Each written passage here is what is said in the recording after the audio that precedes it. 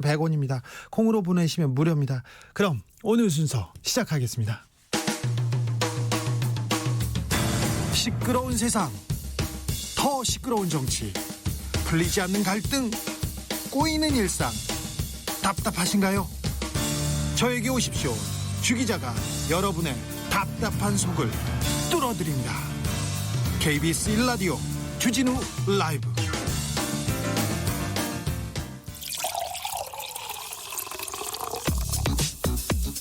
진짜 중요한 뉴스만 쭉 뽑아냈습니다. 주 라이브가 뽑은 오늘의 뉴스 주스. 시사인 송지혜 기자, 안녕하세요. 네, 안녕하세요. 김정은 북한 국무위원장이 등장했습니다. 군사행동은 보류하기로 결정했어요. 김정은 북한 국무위원장이 드디어 공식 석상에 등장했습니다. 17일 만인데요. 김정은 위원장이 대남 군사행동 계획을 전격 보류하라고 지시한 겁니다. 예. 지난 17일에 북한군 총참모부가 금강산 관광지구와 개성공업지구에 군부대를 파견하고 비무장지대 민경초소에 병력을 배치하는가 하면 접경지역 부근에서의 각종 군사훈련과 대남전단 살포하겠다, 이 4가지 대남 군사행동 계획을 발표했습니다. 그래서 곧 행동할 것처럼 보였습니다. 엿새 만에 열린 중앙군사위에서 보류 결정이 난 겁니다. 예. 그동안 북한은 대남 확성기를 비무장지대 일대에 설치하면서 긴장을 높여왔는데요. 사흘 만인 오늘 확성기 방송시설을 모두 철거한 것으로 확인됐습니다. 노동신문은 연일 게재하던 대남 방송 기사도 씻지 않았습니다. 아, 그래요? 일단 한숨 넘긴 것 같은데 일단 철회가 아니라 보류라고 이렇게 얘기했어요. 언제 도발할지는 모르겠어요. 그렇습니다. 지금으로선 군사행동 계획을 보류하기로 한 거기 때문에 네. 이 결정한 배경이 사실 뭔지도 사실 알 수가 없습니다. 네. 일각에서는 북한이 수위 조절에 나섰다고도 설명하기도 하고요. 그리고요. 최근에 화제가 되는 존 볼턴 전 백악관 국가안보보좌관의 회고록과 관련한 파장이 있다, 뭐 이런 것도 추측이 있는데, 작은 이유가 될 수는 있겠지만 코로나19 때문이라는 얘기도 있습니다. 그렇죠. 경제 문제가 좀 심각해서 군사 행동으로 나서기 부담이 있다는 그런 주장도 있고요. 네, 정확한 속내를 알 수 없는 데다가 계획이 철회가 아니기 때문에 북한이 어떤 행보를 보일지는 계속 좀 주시해야 되는 상황입니다. 네. 군사 행동을 일단 멈췄습니다. 싸움을 멈추는 거는 진정한 용기이기도 해요. 대화를 시작하는 건 정말 용감한 행동이기도 합니다. 아무튼 김정은 위원장이 등장해서 한숨 돌렸습니다. 잘하셨어요. 네, 잘하셨어요. 네. 코로나 현황 살펴볼까요? 신규 확진자가 51명으로 늘었습니다. 집단 발병 확산세가 꺾이지 않는 상황에서 꺾이지 않네요. 51명. 그렇습니다. 해외 유입 감염 사례까지 이제 급증하고 있는데요. 지역 발생이 31명이고 해외 유입이 20명입니다.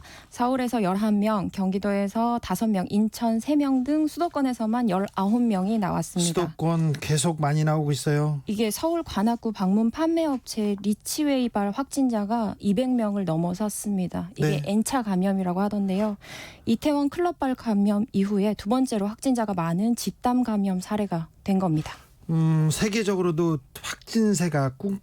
확진자가 줄어들지 않고 있습니다. 테니스 세계 랭킹 1위 노박 조코비치도 코로나 확진자로 지금 판명됐습니다. 걱정이 커지고 있습니다. 오늘 오전에 정세균 국무총리가 코로나 2차 대유행 대비해야 된다고 강조했습니다. 정부 서울청사에서 열린 중앙재난안전대책본부 회의에서 한 말인데요. 지역사회에서의 집단 감염이 계속되고 있어서 전문가들이 코로나19의 2차 대유행 가능성을 경고하고 있다고 말한 겁니다. 의료진의 피로도가 높아지고 의료자원의 부담도 커지고 있어요. 그래서 의료자원을 효율적으로 활용해서 언제 올지 모르는 2차 유행에 대비를 해야 한다는 겁니다. 또 확진자 격리 해제의 기준을 개선하는 방안에 대해서도 논의했는데요. 현재 입퇴원 기준이 까다로운 편인데 이를 국제기준 바탕으로 완화하겠다는 겁니다. 그 밖에 부산에 입항한 러시아 국적 선박에서 선원이 코로나19에 감염된 사건이 있었잖아요. 예. 이 사태는 대표적인 사후약 방문 사례로 기록될 거라면서 방역 활동을 되돌아보는 계기로 삼아야 한다고 말했습니다. 네.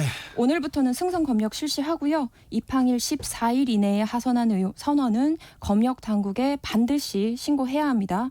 코로나 증상이 보이는 선언이 있는데도 이를 신고하지 않으면 입항 제한을 받거나 과태료를 내야 합니다. 다시 긴장의 끈을 조여야 할 때입니다. 코로나19 확진세가 무섭습니다. 그러니까 조심하셔야 됩니다. 우린 손 잘 씻고 마스크 꼭 끼고 그리고 불필요한 사람들 많이 있는 데서는 좀 가급적이면 피하자고요. 나중에 가자고요.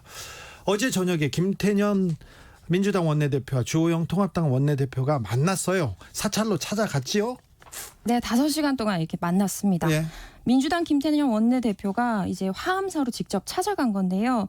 여기는 주호영 통합당 원내대표가 칩거해 온 곳입니다. 찝거 하다가 다른 데로 옮긴 곳이죠. 맞습니다. 칩거를 거쳤죠. 예. 두 사람은 저녁 식사를 하고 차를 마시면서 국회 원구성 문제를 놓고 논의를 거쳤다고 합니다. 예. 그러나 별다른 성과는 없었던 것으로 보이는데요. 오늘 김태년 원내대표는 어제 주호영 원내대표를 만나 허심탄회하게 대화를 나눴다면서 국회 정상화와 3차 추경안을 신속하게 처리할 것을 함께 인식했다 이렇게 말했습니다. 주호영 원내대표는 뭐라고 했나요? 입장이 좀 많이 다릅니다. 예. 이 총을 겨누고 할래 말래 묻는 시기였다 이렇게 말을 했는데 여전히 법사위원장 자리를 돌려놓지 않을 거면 18개 상임위원장을 다 가져가라 이런 입장입니다. 강원도 절에서 5시간이나 밥 먹고 차 먹으면서 말을 했는데 둘 간의 입장은 평행선을 달리고 있네요. 주호영 원내대표 오늘 이제 서울로 복귀했고요. 방금 전 페이스북을 통해서 넘어진 그 땅을 딛고 다시 일어나겠습니다. 이렇게 글을 올렸는데 협상 과정에 대한 소회와 국회 복귀 계획을 밝혔습니다. 예. 내일 복귀한다고 하죠. 네. 서울시가 경비 노동자 권리를 구제하는 대책을 발표했습니다.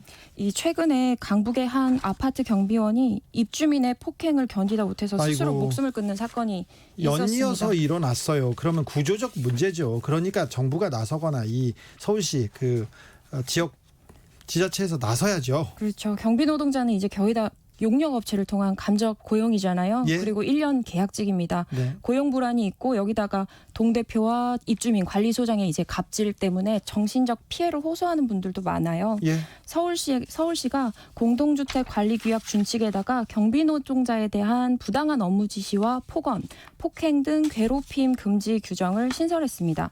이 규약을 위반하면 구청이 행정지도 등의 조치를 할 수 있습니다. 그래요. 아파트 경비 노동자들이 스스로 권리를 지킬 수 있도록 아파트 경비 노동자 공제 조합 설립도 지원하고요.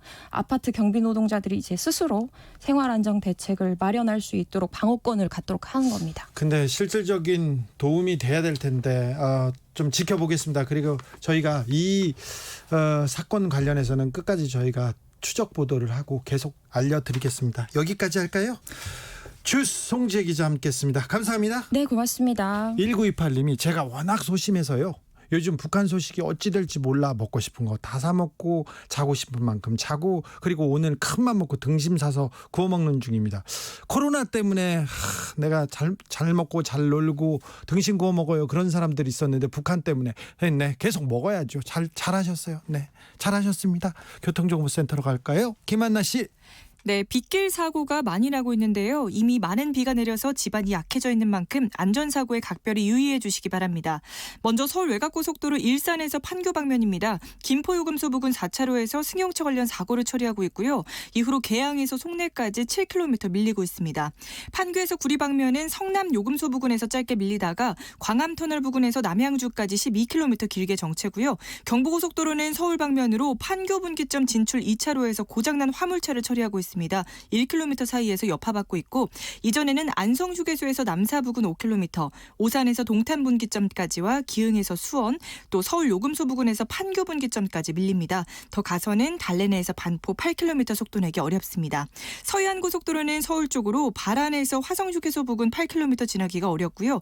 이후로 매송휴게소에서 용담터널까지 또 일찍에서 금천 구간에서 밀리고 있습니다. KBS 교통정보센터였습니다.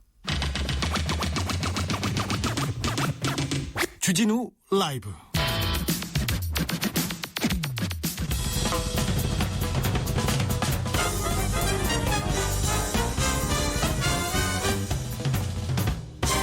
훅 인터뷰. 모두를 위한 모두를 향한 모두의 궁금증 훅 들어갑니다. 훅 인터뷰.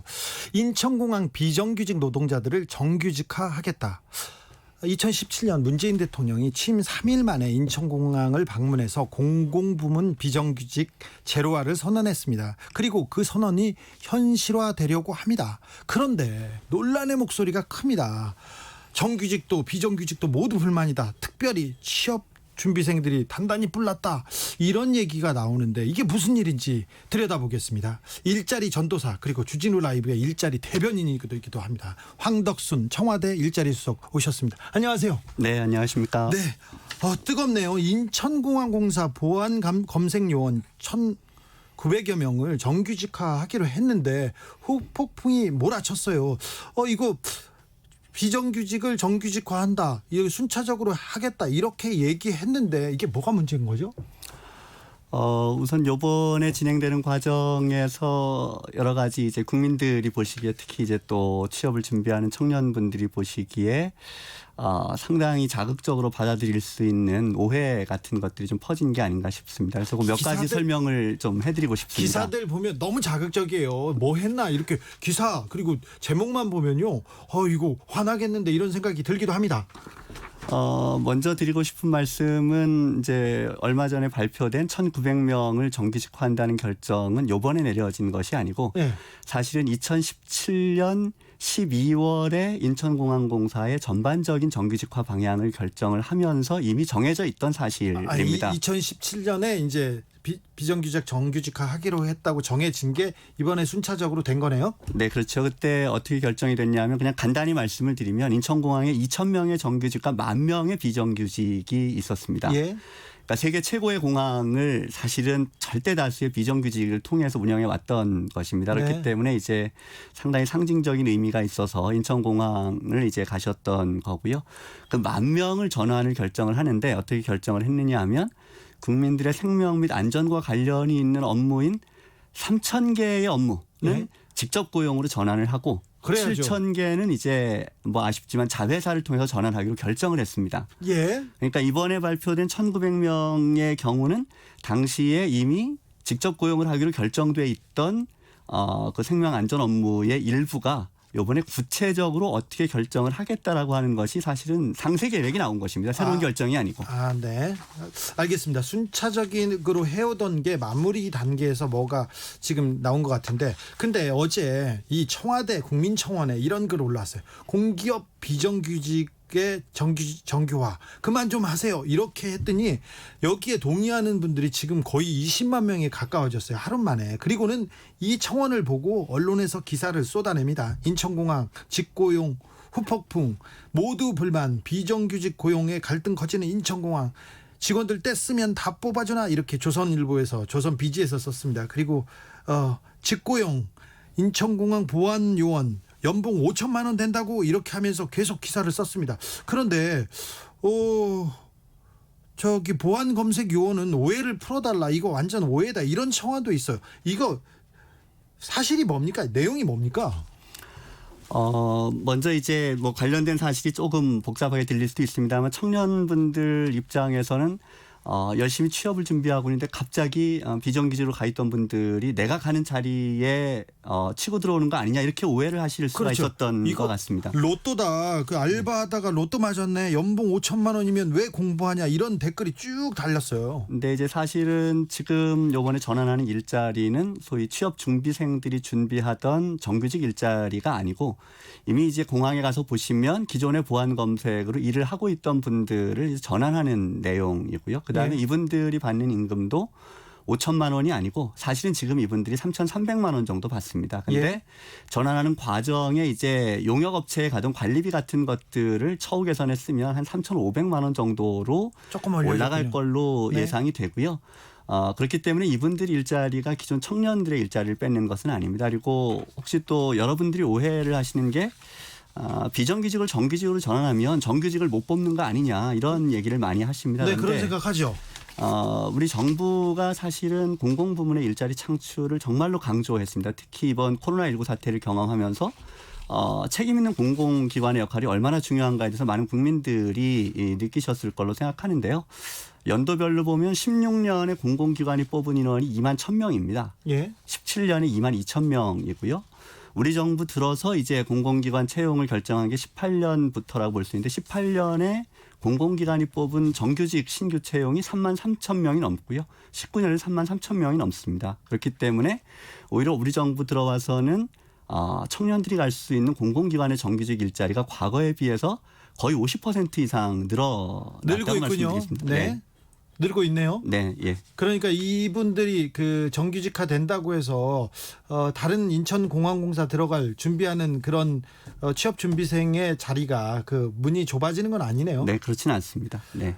근데 그럼 댓글이 너무 무섭게 달렸어요. 이제 공부해서 정규직 되는 사람만 호구되는 사회. 아이고 이 순간에도 공기업 가려고 노력하는 취업 준비생들 바보 된 거 아닌가요? 그러면서 대학 등록 녹금 그러다가 또 토익 받으려고 학원비 노력했죠. 학점 따기 위해서 눈물을 흘렸는데 이런 노력은 배신하는 나라가 이 나라인가요? 이런 얘기도 있습니다. 저 뒤에 댓글에는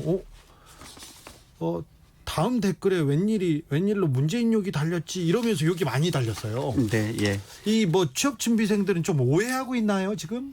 그러니까 청년분들의 취업 상황이 매우 어려운 게 이제 오래된 일이고 특히 올해 코로나19 때문에 사실은 신규 채용이 늦춰지면서 훨씬 더 어렵습니다. 네. 이제 그런 상황에서 사실 어떤 잘못된 정보가 그런 청년들의 답답한 마음에 좀 불을 지르는 게 아닌가 싶고요. 당연히 그런 상황이 온 거에 대해서는 정부로서도 매우 안타깝게 생각을 하고 있습니다. 그리고 어쨌든 우리 정부 들어서는 그런 어려운 상황을 해결하기 위해서 최선의 노력을 다하고 있고 청년분들이 걱정하시는 것처럼 이게 청년분들의 일자리를 뺏는다거나 그런 것이 아니고 오히려 청년분들에게 갈 수 있는 일자리를 늘리기 위한 노력으로 진행되는 것이다 이렇게 말씀을 드리고 싶습니다.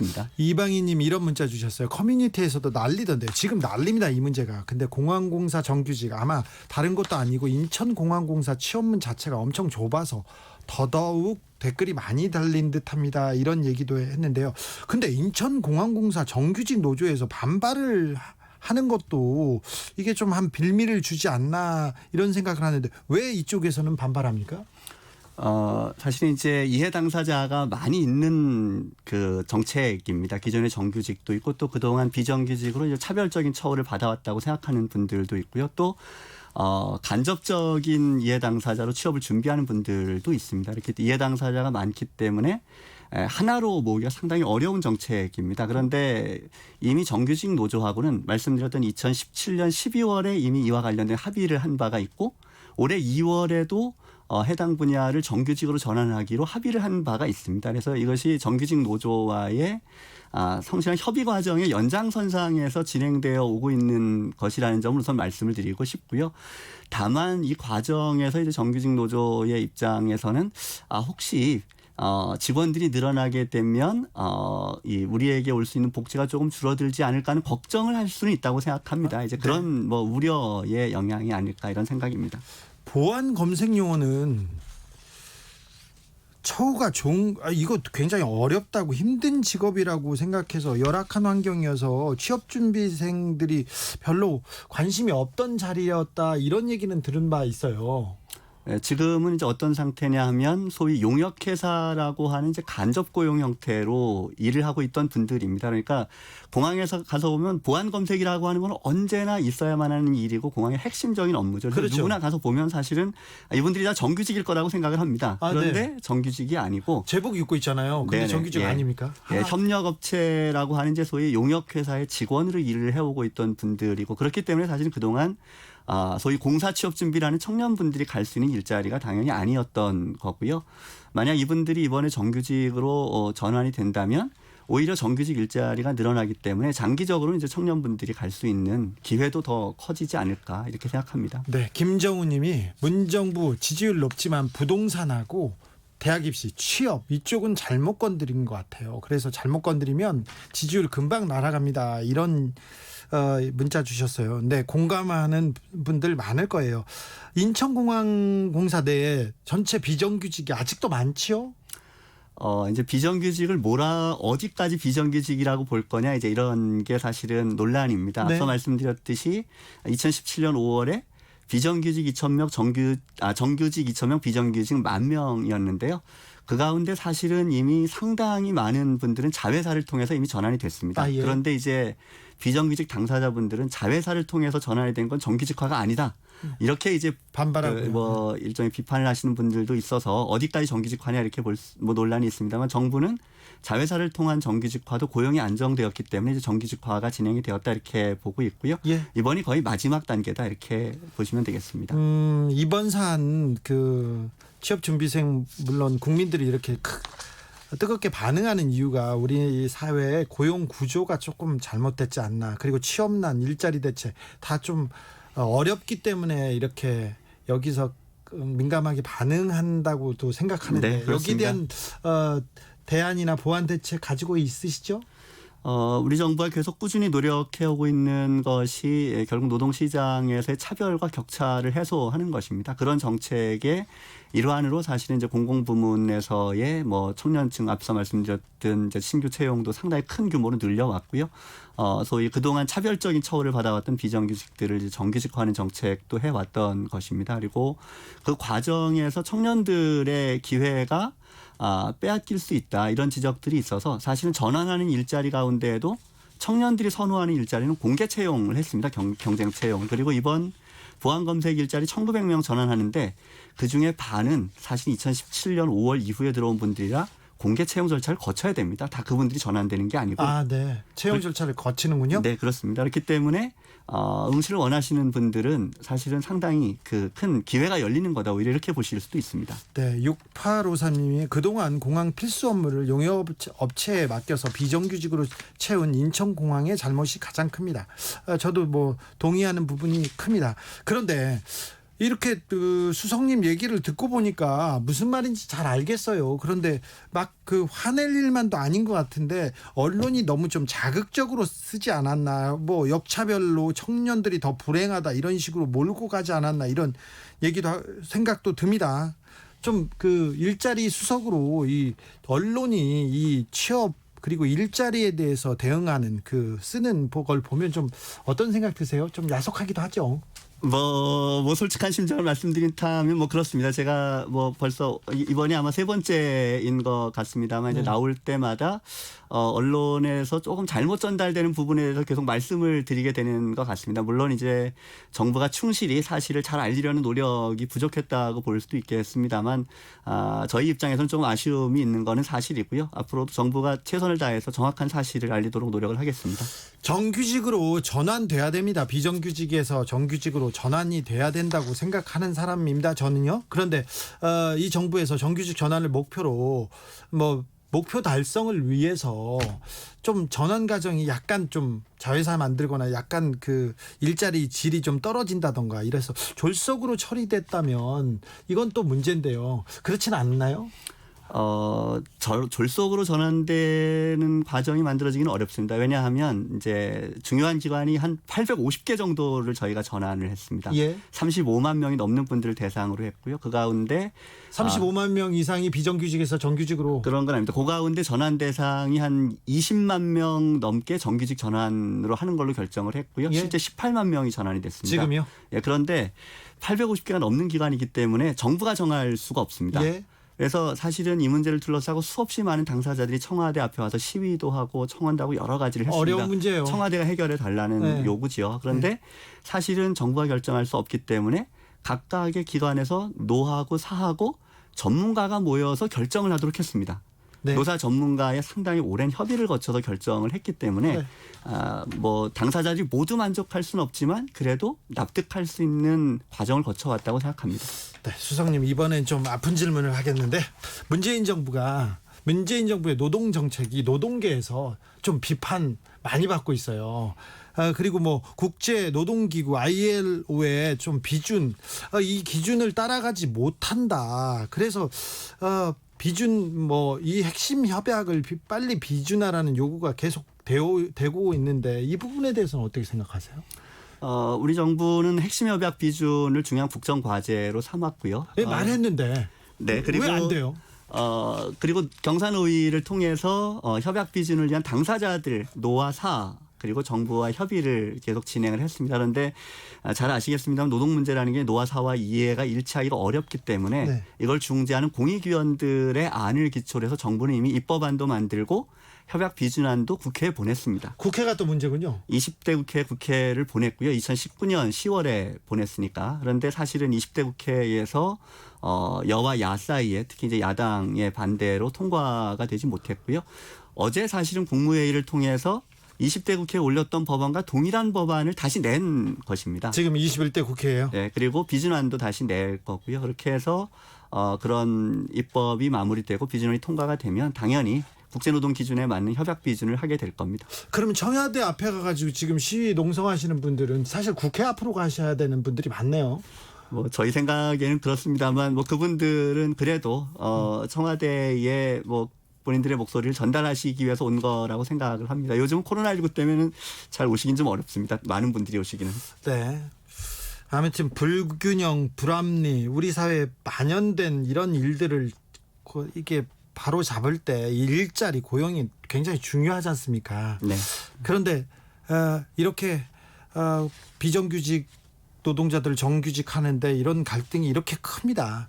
우리 사회가 이런 그 비정규직 정규직화 이런 그 사안을 바라보는 좀 관점을 좀 바꿔야 되는 시대도 된 것 같아요.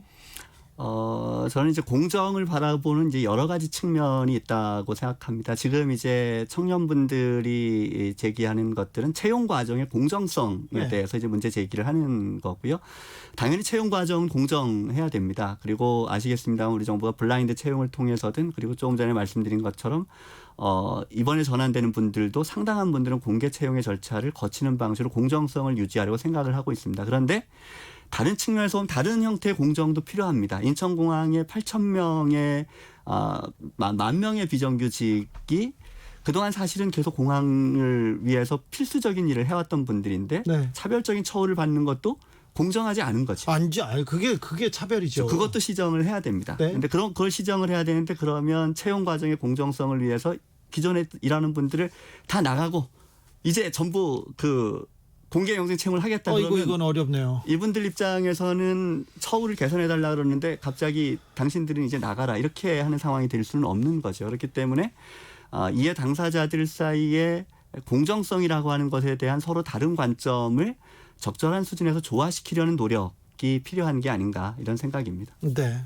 오늘 대기업의 수의계약 일감 몰아주기로 엄청난 그 특혜를 누리고 있다면서 SK그룹은 한 해 40조 원의 일감 몰아주기가 있었고요. 신세계 네이버 이랜드는 100% 수의 계약을 한다는 얘기가 있었어요. 이런 좀 데서 조금 재벌들의 공정 이게 조금만 보장되면 이런 채용에도 조금 공정해지지 않을까 저는 생각합니다. IMRNT님이 을들끼리 싸우는 슬픈 나라 이렇게 했는데 다 같이 잘 사는 공정한 사회를 위해서 우리가 좀 생각해야 될 점이 뭔가요? 저는 이제 이 모든 과정이 사실은 서로 다른 이해를 조정해 나가는 과정이고 또 성숙해가는 과정이라고 생각합니다. 사실 그만큼 어려운 상황에 이제 많은 분들이 놓여 있는 거에 대해서 정부로서는 당연히 책임감을 느낄 수밖에 없고요. 다만 이 모든 문제를 해결해가는 과정에서 정부 혼자가 아니라 당사자들이 지혜를 모아서 가능하면 연대라고 하는 관점에서 특히 우리가 이번에 코로나19를 극복하는 과정에서 사실 많은 시민들이 방역에 주체가 되고 다른 분들에게 피해를 끼치지 않기 위해서 스스로 마스크를 모든 국민들이 끼는 네네. 모습을 보여주었습니다. 그래서 네. 그런 모습들이 우리 사회의 이런 노동시장의 차별의 문제나 불공정의 문제를 해결하는 데에서도 발휘될 수 있기를 기대를 하고 있습니다. 네, 같이 사는 사회입니다. 그래서 연대가 그 어느 때보다도 더 중요한 것 같습니다. 감사합니다. 네, 고맙습니다. 지금까지 황덕순 청와대 일자리 수석 함께했습니다.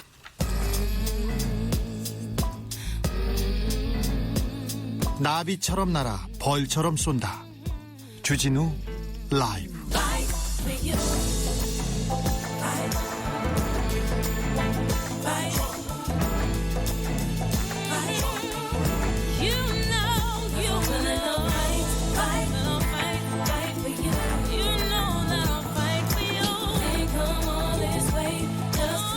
훅 인터뷰 이어가겠습니다. 4.15 총선 참패 이후에 통합당이 새롭게 다시 태어나겠다 이런 다짐이 했습니다.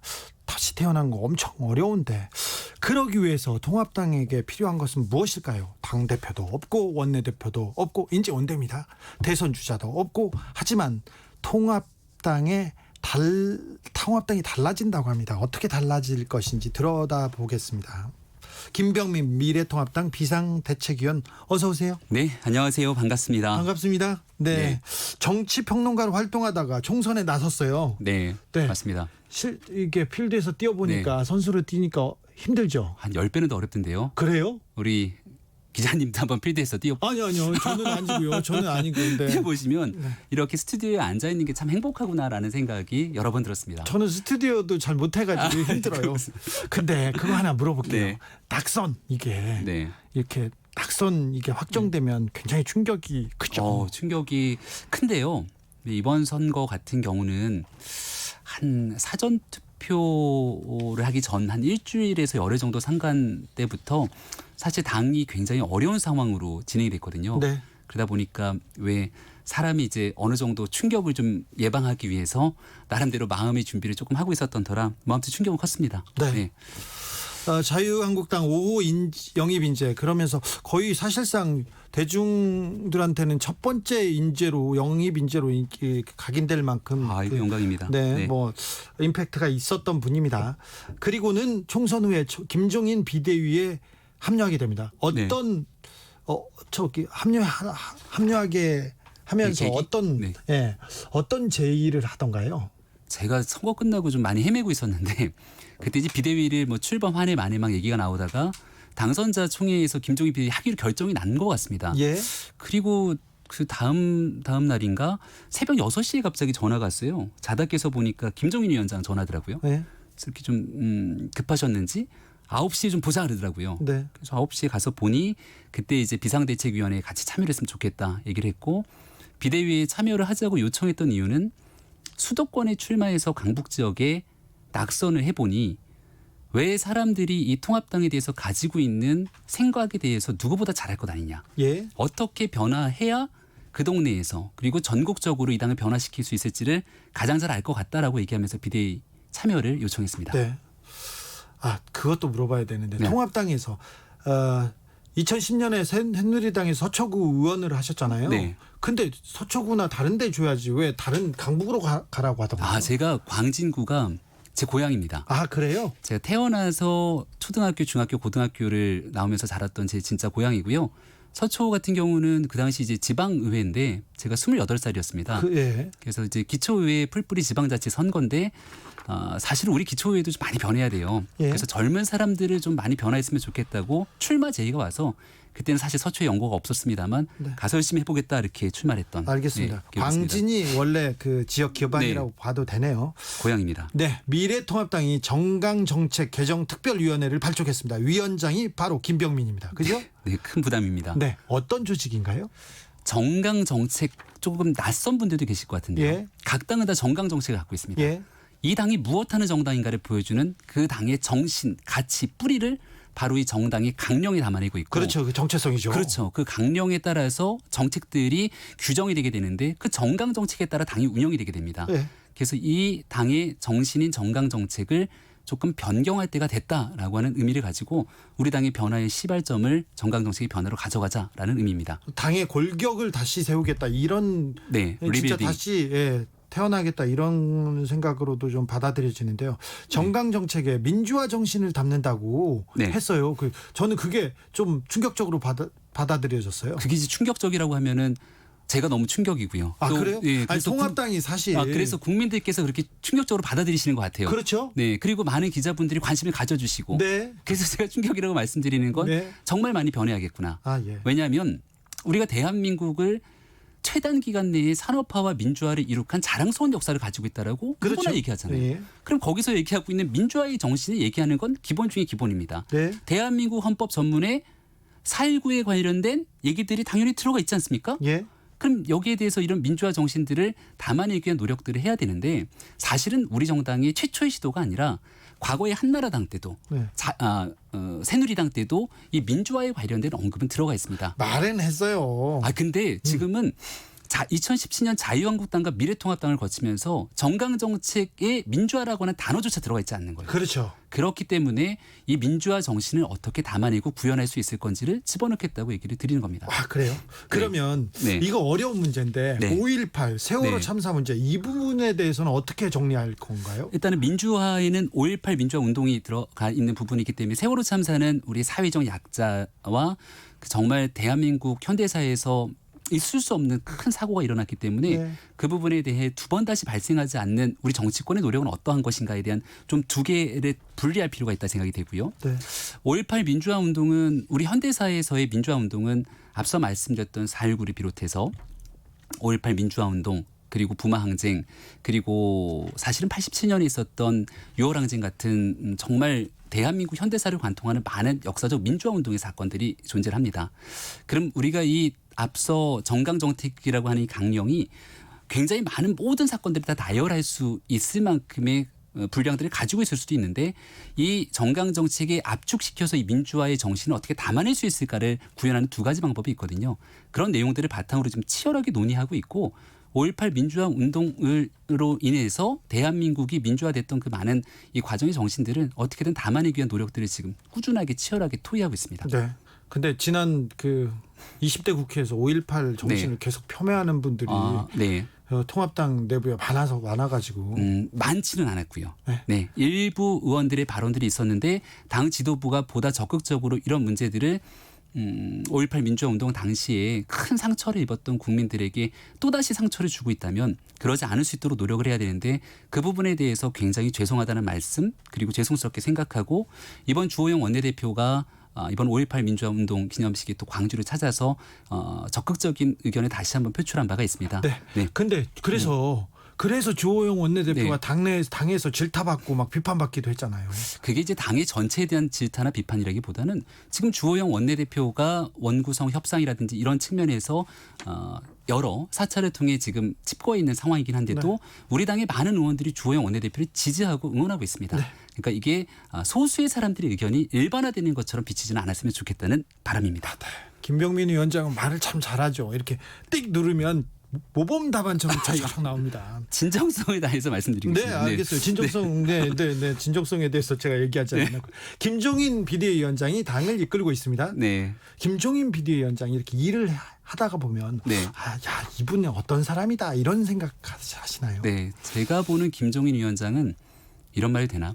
가성비가 좋은 사람이다. 가성비. 가성비라 하면 네. 그러니까 사실은 투 정치가요. 우리 당이 지금 가지고 있는 게 너무 없습니다. 지금요. 대통령 권력도 없죠. 지방자치에서의 선거 참패해서 지방 권력도 없죠. 국회에서 그나마 총선 한번 앞두고 견제할 수 있는 힘을 좀 달라고 읍소했지만 이번에 건진 의석이 몇 개 안 됩니다. 네.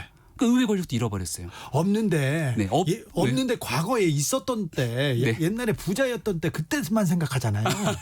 그랬던 과거가 있는데 네. 그렇기 때문에 거기에 대해서 국민들의 마음들을 제대로 속 시원하게 긁어주지 못했던 측면이 있고 그래서 야당이 가진 게 없는 상태에서 국민들에게 다시 한번 희망을 건지면서 2년 뒤에 있는 대통령 선거까지 우리 정당이 집권 가능한 수권 정당으로 한 번만 믿어봐달라는 얘기를 해야 되는데 네.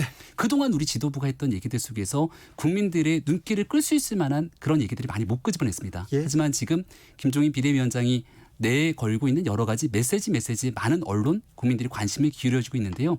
그만큼 가성비가 좋은 이 일당백의 역할을 하기 위해서 야권이 최선의 노력을 다하고 있다는 말씀도 드립니다. 네. 내일 주호영 원내대표는 돌아오죠?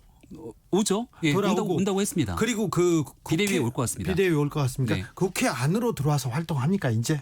이제는 들어와서 활동을 당연히 좀 해야겠다라고 하는 의원들의 의견들이 좀 모이고 있는 상황인 것 같고요. 예. 다만 지금 뭐 첨예하게 갈등을 빚고 있는 상임위원장 배분 문제에 대해서는 주호영 원내대표 그리고 우리 당의 의원들이 이런 방식으로 일방적인 상임위원까지 다 배분하는 상태 속에서 상임위원장 그거 몇 개 우리 연연하지 않겠다. 가지고 싶으면 다 가져가라. 우리는 대신 정말 국민들을 위해서 일하겠다라고 하는 의견들, 입장들을 계속 분명하게 내고 있는 상황입니다. 네. 민경욱 전 의원이 말씀하셨던 주장하셨던 부정선거 의혹에 대해서는 비대위에서는 어떤 의견입니까? 현재까지는 부정선거에 대해서 지금 우리 당내에 의원들이라든지 당내 여론들에서 막 부정선거 문제를 제기하거나 이게 뜨거운 사회적 이슈로 가고 있지는 않습니다. 그렇기 때문에 지금 현재 비대위에서는 부정선거 얘기를 하고 있지는 않습니다. 아, 그렇습니까? 네. 비대위에서 이런 얘기 많이 나올 거예요. 그리고 또 김병민 위원장이 또 젊지 않습니까? 우리 당이 청년들한테 특별히 인기가 없다. 이 청년들의 마음을 어떻게 살 것인가, 어떻게 가져올 것인가 이런 네. 방안도 비대위에 특별히 위원장님한테 많이 물어볼 것 같은데요. 저희 당에 이제 비대위원들이 저 말고도 2명이 더 있는데요. 네. 이 2명의 위원들이 청년들의 마음을 다잡기 위한 여러 가지 노력을 하고 있고 일단은 청년들의 삶과 일상을 같이 공감하는 정당으로 가기 위한 노력이 시급합니다. 그래서 김종인 비대위에서 아마 제일 먼저 끄집어냈던 게 코로나 이후로 우리 대학생들이 제대로 수업 한번 들어보지 못했는데 등록금 내고 있는 그 어려움에 대해서 제일 먼저 이야기를 끄집어내기도 했었습니다. 네. 그래서 대학생들, 청년 이게 20대, 30대 40대 초반이 갖고 있는 고민들 생각이 다 다르거든요. 네. 여기에 적극적으로 공감할 수 있는 정당으로 나아가기 위한 노력을 하고 있습니다. 예전에도 네. 한나라당, 뭐 새누리당, 뭐 신한국당 그때도 청년들이 가끔 등장했어요. 그래서 우리 당을 개혁하겠다, 청년들의 마음을 가져오겠다 이렇게 네. 얘기했는데 그분들이 목소리를 내자마자 사라졌어요. 당내에서는. 근데 네. 이번에는 좀 다를까요? 목소리를 내고 안 사라지고 오래 버티고 있는 이준석 우리 위원 같은 경우도 있고 네. 네. 이번 같은 경우도 당의 체질 뿌리를 완전히 좀 변화시키려고 하는 시도들을 굉장히 많이 갖고 있습니다. 제가 꼭 드리고 싶은 얘기 하나는요.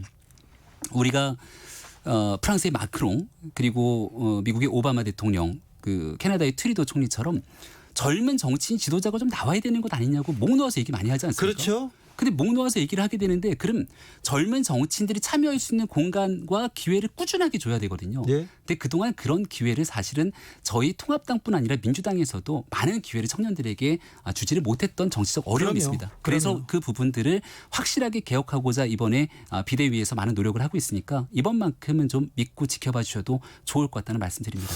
아무튼 김병민 위원장 젊은 보수로 앞으로 많은 역할 기대됩니다. 어떤 계획이신지. 일단은 수권 가능한 정당을 가야겠죠. 제가 요즘 많이 보는 책이요.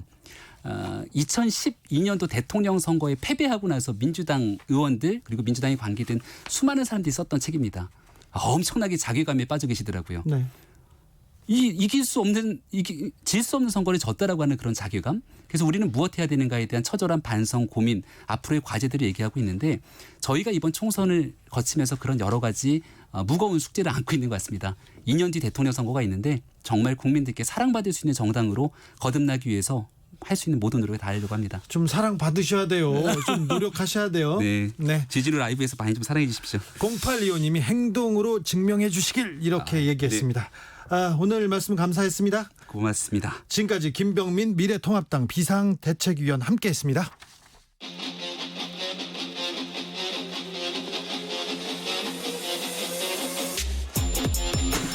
진짜가 나타났다. 악마 기자 주 기자가 전해주는 지옥에서 온 실사. 주진우 라이브.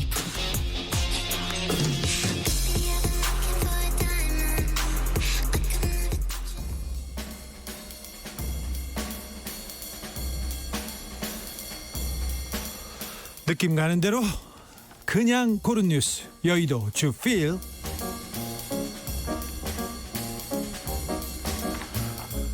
집값 내려가니 장애인 내쫓아 재건축이 먹이에. MBC 기사입니다. 장애인들이 공동생활시설에 입주해 있는데 대구의 한 아파트에서 장애인들을 내쫓자는 벽보가 붙었습니다. 집값 떨어진다고 나가라고, 재건축 동의 안 했다고요. 그 장애인이 가족일 수도 있고 친구일 수도 있고 또 아는 사람일 수도 있는데 이렇게 폄훼하다니. 돈이 뭐라고. 네. 입주자들의 주장과 달리 장애인들이 입주해서 실제로 아파트 값이 떨어진 적이 없습니다. 그런 예가 없습니다. 이거는 진짜 혐오고 차별인데 이러면 안 됩니다.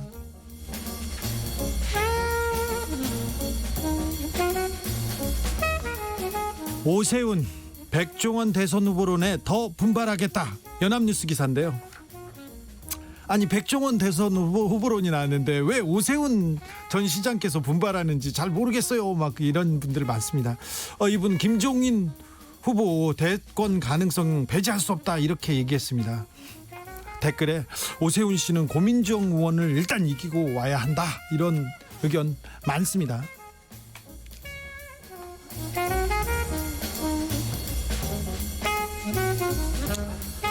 호기심인가 역마살인가 정착 못하는 반달 가슴곰 KM53 연합뉴스 기사입니다. 2015년 1월에 태어나 그해 10월 지리산에 방사된 반달 가슴곰 수컷입니다. KM53의 그 행동은 한마디로 상식바퀴다 이런 식으로 기사가 시작돼요.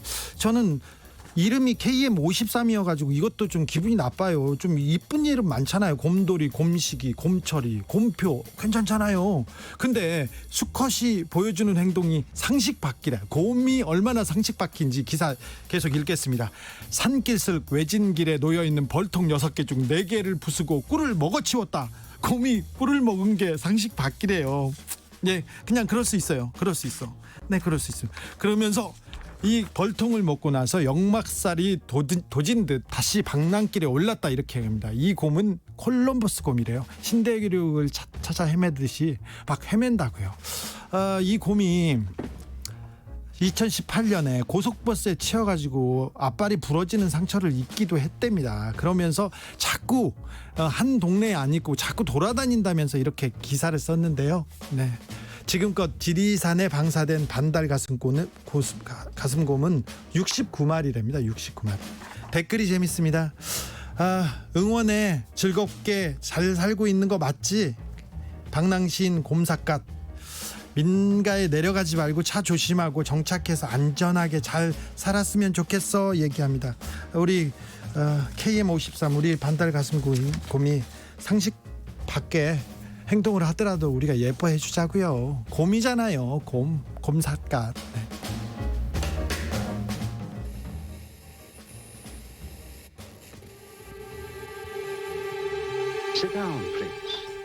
하루 종일 비가 오네요. 클래지콰이의 젠틀 레인 들으면서 주진우 라이브 1부 마무리하겠습니다. 마무빠님, 곰이 라면 끓여 먹어야 하나? 그래야 상식밖에 아닌 상식인가 이런 얘기도 하네요. 네. 아무튼 곰이 건강하게 잘 컸으면 좋겠습니다. 저는 6시 2부에 다시 돌아오겠습니다.